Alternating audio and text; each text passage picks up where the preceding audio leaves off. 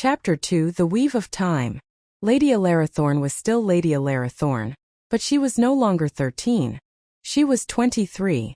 The 13-year-old Lady Elara had been betrothed to a young master of House Blackwood in Valoria. 10 years later, she married the accomplished and successful young man.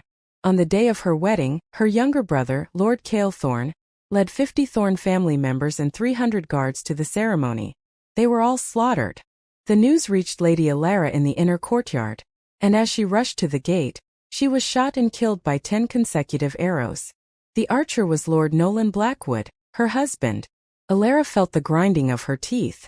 Even after a fortnight, the memory of a river of blood and a pile of corpses remained too vivid to control. She ran her hands over her body. Her black cloak had been removed and replaced with a thin, soft summer dress, but even through the fabric, she could feel the phantom warmth of her own flesh. Here and here and here. The arrowheads had pierced her, causing her blood to gush out. Lord Nolan was a renowned archer, and his tenfold barrage was a legendary skill. She had only seen it once on the day of her death, as he spent most of his time away from home and never showed off his skills. The arrows had struck her vitals, killing her instantly, so she hadn't felt the pain. When she opened her eyes again, it took her a long time to realize that she was awake, and not still trapped in a nightmare. She looked around the room. Her memories from 10 years ago were a little fuzzy, but her childhood memories were etched in her mind. A sense of familiarity soon overwhelmed her. This was her childhood room. Every table, chair, inkstone and flowerpot bore her mark. This was not a dream. She was alive, and her death had not been a dream. She, Lady Elara Thorne, had been reborn from ashes, returning to a time 10 years in the past, just before she was to leave for House Blackwood. This was a turning point. If she did not go to House Blackwood this time, everything would change.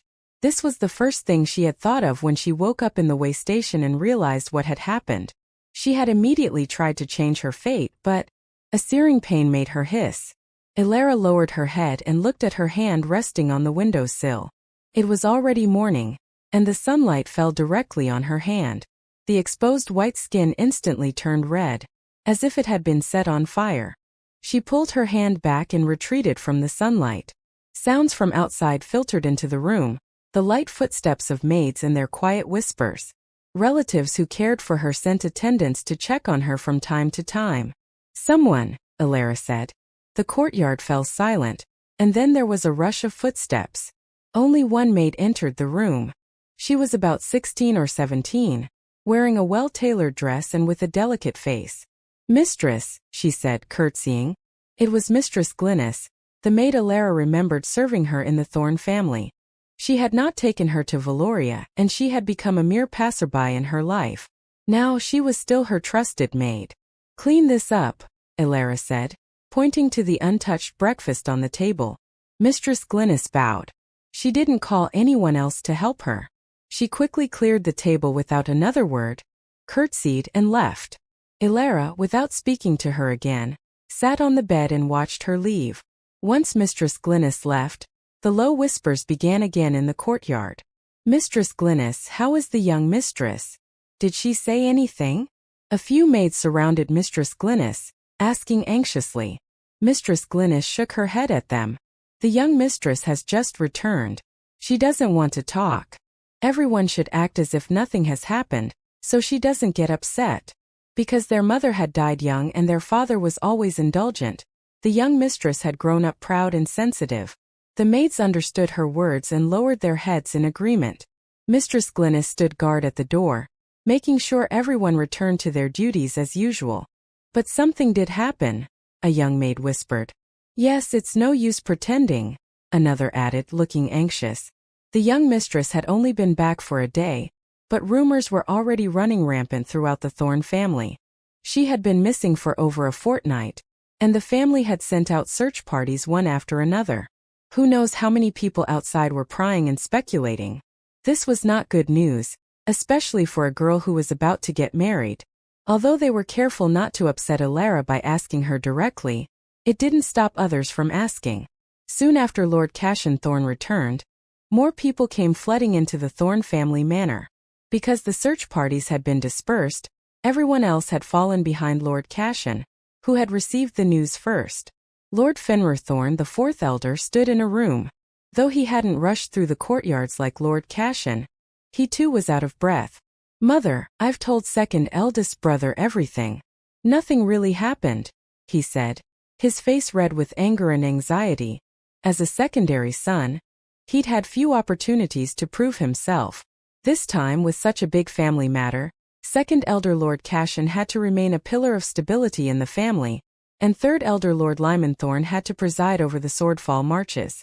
Among the four brothers of the eldest branch, only he was left to escort Lady Elara to Valoria. Lord Fenrir was overjoyed.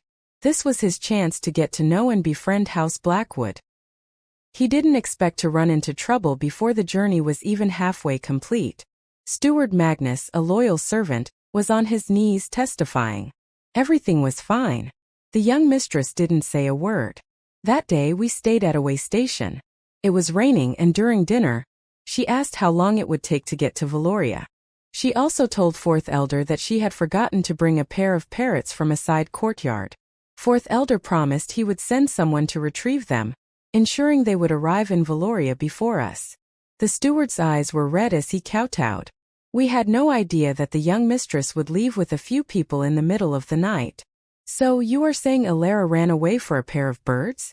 Grand Matron Thorne, who was seated at the head of the room, asked. She was short and plump and always smelled of incense from a lifetime of worship.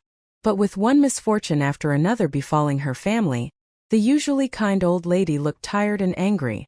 Lord Fenrir did not dare stand, and knelt down to plead his case. "Mother, that's not what I meant. We truly didn't know what happened. Everything happened so suddenly. I truly want to know what happened. If I had been even slightly disrespectful or neglectful of Elara, may I be struck down and sent to join eldest brother at once."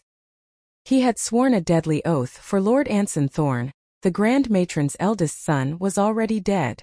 The mention of her eldest son's name brought a look of sorrow to the Grand Matron's face. If Lord Anson were still alive, none of this would have happened. Seeing his mother about to fall into despair, Lord Cashin brought the topic back to the present. "Mother, fourth eldest brother is not lying. He is a man of discretion." Lord Fenrir, both grateful and humiliated, called out to his second eldest brother. "But you have nothing to be humiliated about," Lord Cashin said, his face turning grim. "A young girl leaves in the middle of the night, and none of you notice." Although Lady Elara had only taken a few people, and no carriages or horses, and no one would have suspected a child would run away, it was still a great failing on their part. Lord Fenrir lowered his head in shame. "Fourth eldest brother was too careless," Lady Seraphina sighed softly. "Elara is not an ordinary child. She is the eldest daughter of our late eldest brother." Her words calmed the atmosphere in the room. Though the Grand Matron remained saddened, she could not hide her pride. Lord Fenrir was ashamed but grateful for Lady Seraphina's help. "Mother, could it be that there was something untoward about House Blackwood?" Lady Seraphina guessed. The Grand Matron sat up straight, her eyebrows furrowed. "Where are the people from House Blackwood?" "They are staying outside the city," Lord Cashin replied. "Everyone in Riverbend Hold knows they are here to pick up the young mistress. Now that we have returned without her, the news cannot be concealed. While the news could not be kept secret forever, it was best to hold it off for a few days, at least until the Thorne family could figure out the reason for Elara's disappearance." The Grand Matron nodded, knowing how bothersome rumors could be. Lord Fenrir seized the opportunity to add, "I followed second eldest brother's orders and kept the others outside the city. I only brought Master Callan Blackwood in, dressed as one of our attendants." The Grand Matron finally gave him a look. "Call him in."